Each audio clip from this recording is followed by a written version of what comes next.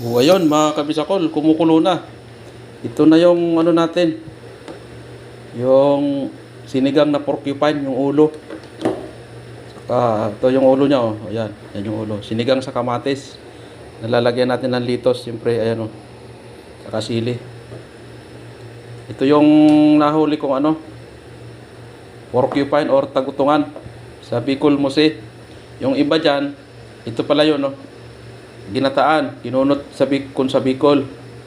Kaya nakapagluto tayo ng dalawang putahe. Yung una niluto ko ginataan. Tapos ito ngayon naman sinigang. Sinigang sa kamatis. Ayan. Ayan yung ano niya, yung floater niya.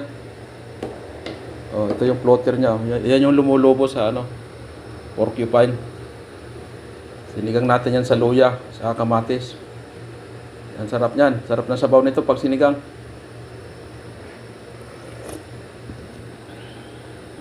Swabe ang lasa. Oh, ayan, kulong-kulo na siya. Lagyan ko ng pahabol na sibuyas. Ganito talaga ako pag nagluto. Pag ginataan man o sinigang, inabawan.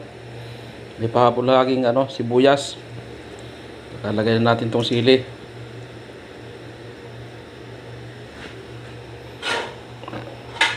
Kulong-kulo na siya. Dalawang pirasong sili lang. Kaya ako lagi nagpapahabol ng sibuyas para maano yung amoy. Mabango. Kasi pagka sinabay sa ano, pagpakulo yung sibuyas. Actually, mayroon na yan. May nailagay na akong sibuyas dyan. Lagi lang talaga ako may pahabol. Yan, kunting kulo pa. Tapos ilalagay na natin yan. Sarap talaga ng ano, porcupine or tagutungan.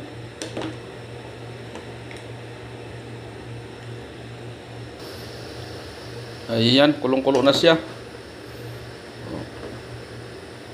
Panalo yan, yung ulo.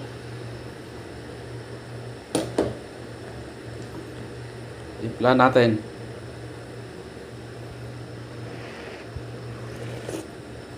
Wow, sarap ng porcupine.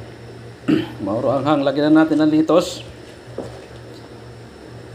Para pampalasa. Wala tayong pichay. Kasi yung pichay natin dyan sa kusina ni Pinoy, sa likod, maliliit pa. Liliit pa yung bagong patubo. Kaya maglitos muna tayo. Pakalagay niyan, sabi natin takpan. Ayan. Tingin nyo lang yan, maraming gulay. Pero sakto lang yan.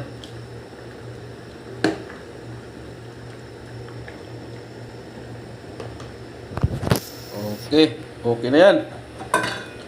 O sige. Pwede na yan. Maraming salamat sa pagpanood. Ito yung huli namin, porcupine, sa panunusok.